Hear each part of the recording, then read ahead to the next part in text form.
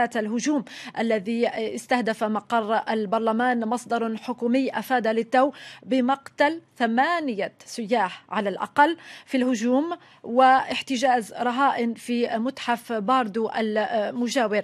سنعود إلى تفاصيل هذا الخبر مع مراسلنا الذي ينضم إلي الآن وليد عبد الله من العاصمة التونسية. أهلا بك وليد. إذن أنباء عن سقوط 8 قتلى من السياح وليد. نعم أنا الآن في محيط مجلس النواب باردو والأمن يمنعني الآن من الدخول. أنا الآن في محيط مجلس. صف لنا ما الذي يقولونه لك.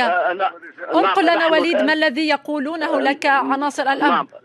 نعم أنا الآن في مدخل متحف باردو بالباب الخلفي. كما قلت لك هناك 3 أبواب. هناك الباب الخلفي لمتحف باردو، وهناك الباب الرئيسي لمجلس النواب، وهناك أيضا مدخل الصحفيين من الجهة الثالثة. من داخل ال3 أنا الآن على مستوى المدخل متحف باردو، وهناك تعزيزات أمنية مكثفة بين الجيش الوطني، وهناك تحليق لطائرات هليكوبتر فوق محيط مجلس النواب وأيضا في محيط المتحف.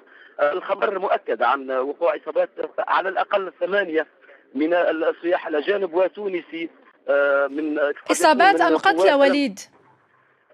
ليس لدي المعلومة الدقيقة. أنا الآن كما قلت لك كريمة أنا في مدخل متحف باردو ومنعت من قبل قوات الأمن من الدخول إلى محيط المتحف. سأحاول على كل أن أتجاوز البوابة الرئيسية للمتحف حتى أتمكن من الاقتراب أكثر من متحف باردو. على كل التعزيزات الأمنية مشددة. ليس لدي فكرة هل الإصابات أدت إلى وفيات أم لا. المؤكد أن هناك 8 إصابات في عدد السياح الأجانب، وهناك إصابة لتونسي قد تكون من قوات مكافحة الإرهاب التي الآن على مرمى نظر مني تحيط بمتحف باردو. سأحاول الدخول والاقتراب أكثر من المتحف، ولكن يبدو أن الأمر صعب نوعا ما نظرا للتعزيزات الأمنية المكثفة. باقترابي من محيط مجلس النواب ومتحف باردو تقريبا هناك أكثر 4 أو 5 حواجز أمنية. أشاهد الآن القناصة من قوات مكافحة الإرهاب تحيط بمبنى المتحف. هل هناك تبادل لإطلاق النار وليد؟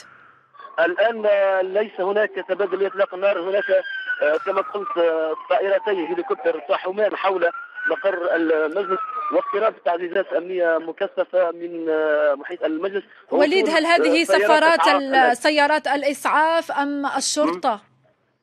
لا، هناك سيارات إسعاف تقترب من مقر المتحف لتحاول الدخول. تقريبا سيارات إسعاف الآن ستدخل مقر المتحف. سأحاول أن أدخل مع السيارات هذا إن تمكنت، ولكن يبدو أن التعزيزات مشددة. سيارات إسعاف يبدو أنها جاءت لنقل المصابين. كما قلت هم 8 مصابين في صفوف السياح، وهذه معلومات مؤكدة من وزارة الداخلية. وتونسي قد يكون من قوات مكافحة الإرهاب التونسية أو القوات الخاصة. على كل أنا كريمة سأحاول أن أدخل مع سيارات الإسعاف حتى أقترب أكثر من مقر المتحف. على كل منعت مرة أخرى من الدخول كريمة. إن توفرت لدي معطيات جديدة سأحاول أن أمدك بها كريمة. شكرا لك وليد. نبقى دائما في العاصمة التونسية